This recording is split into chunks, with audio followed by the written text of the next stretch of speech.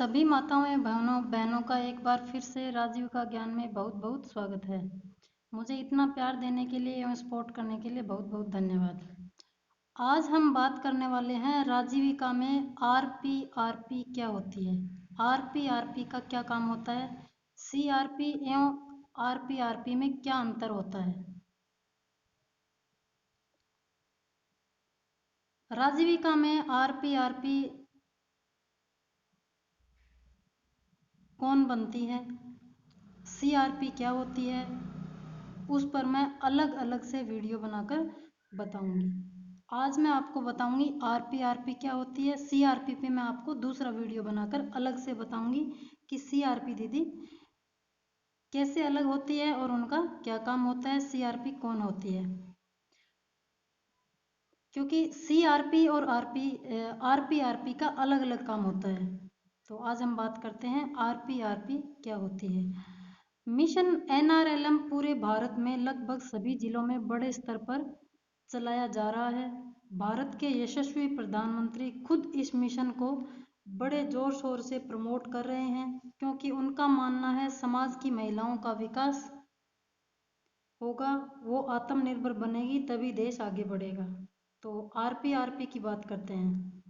Block level पे होती हैं, जिले में बहुत सारे गांव होते हैं। तहसील लेवल पे ब्लॉक लेवल पे ये बनती है। जैसे किसी तहसील में 4 ब्लॉक होते हैं, सीएलएफ 4 होते हैं और ब्लॉक लेवल पे आरपीआरपी अलग अलग होती है। आरपीआरपी का पूरा मतलब होता है प्रोफेशनल रिसोर्स पर्सन्स।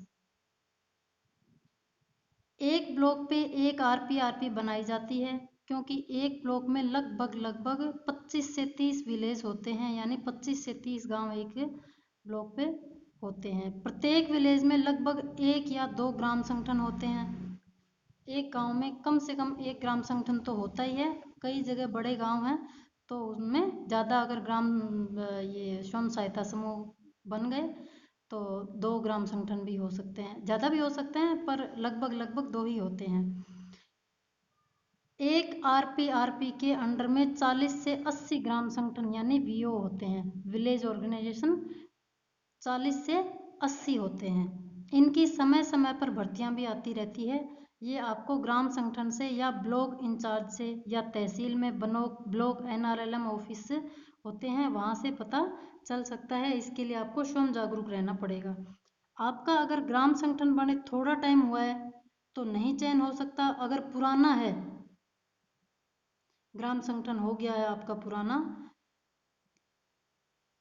सभी समूह ग्राम संगठन के सही से चल रहे हैं एवं आपकी ओवरऑल परफॉर्मेंस अच्छी है, रिपोर्ट अच्छी है, तो आपका चयन हो सकता है। इन महिलाओं का काफ़ी चतुर एवं सक्रिय होना बहुत ही ज़रूरी है, क्योंकि ब्लॉक की पूरी जिम्मेदारी इन आरपीआरपी महिलाओं पर होती है। समय समय पर ब्लॉक लेवल पर इनको एडवांस लेवल की ट्रेनिंग भी मिलती रहती है। आरपीआरपी सभी गांवों में जाती है, जिस क्लस्टर की जिम्मेदारी उनको दी जाती है, समूह की महिलाओं से मिलती है, ग्राम संगठन के आंतरिक लेन देन एवं ग्राम समूह से जुड़ी सभी बातों की जानकारी लेती है एवं उसी के आधार पर ब्लॉक में उन तक पहुंचाती है। सभी महिलाओं को उसकी जानकारी वो पहुंचाती हैं। इंटरनल रिसोर्स पर्सन इनको कहते हैं। ये गांव में जाती है, महिलाओं के समूह बनवाती हैं, उनको मीटिंग्स कराना, रजिस्टर लिखना, बैंक खाते खुलवाना, व्यवसायों आदि के बारे में बताती है। गांव में महीने में 2 बार इनको जाना होता है। अगर उस क्लस्टर में गांव ज़्यादा है, महीने में 2 बार अगर संभव नहीं है तो 1 बार तो निश्चित ही जाना होता है एवं उनको समझाना होता है। शुरुआत में समूह की महिलाओं को मीटिंग में आना, रेगुलर मीटिंग करना, इन सभी बातों के बारे में खुद पता नहीं होता, कुछ भी पता नहीं होता। इसलिए वहाँ उस गांव में किसी की मदद से पढ़ी लिखी महिला ढूंढती है एवं उनको समूह के बारे में, फायदे लाभ आदि के बारे में बताती है। समूह में अध्यक्ष सचिव कोषाध्यक्ष चुनती है एवं उनको सब बातों से मीटिंग में अवगत करवाती है, बताती है। क्योंकि गांव की महिलाएं हैं, उन्होंने ये सब कभी किया तो होता नहीं है, आदत नहीं है। अचानक से समूह बनाया तो शुरुआत में उनको आदत तो होती नहीं है। गरीब ग्रामीण महिलाएं होती है, अनपढ़ भी होती है, तो थोड़े दिन उनको आदत पड़ने में लगती है। इसलिए आरपी दीदियां महिलाओं को हर स्तर पर समझाती है, ये उनकी जिम्मेदारी होती है। इसी बात को कि उनको सैलरी दी जाती है।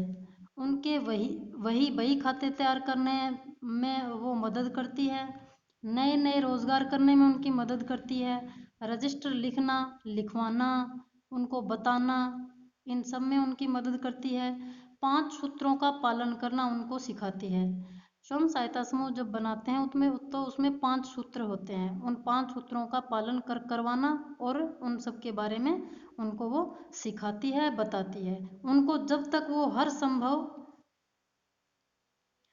उनको जब तक वो शिक्षित नहीं हो जाती तब तक मदद करती हैं। कुछ जज्बा महिलाओं को भी दिखाना पड़ेगा, खुलकर बात करनी होगी अपने अधिकारों की, उनसे हर समय हर सवाल पूछने होंगे, तभी तो वो बता पाएंगी, नहीं तो अपने आप तो सारी बातें बता नहीं पाएंगी।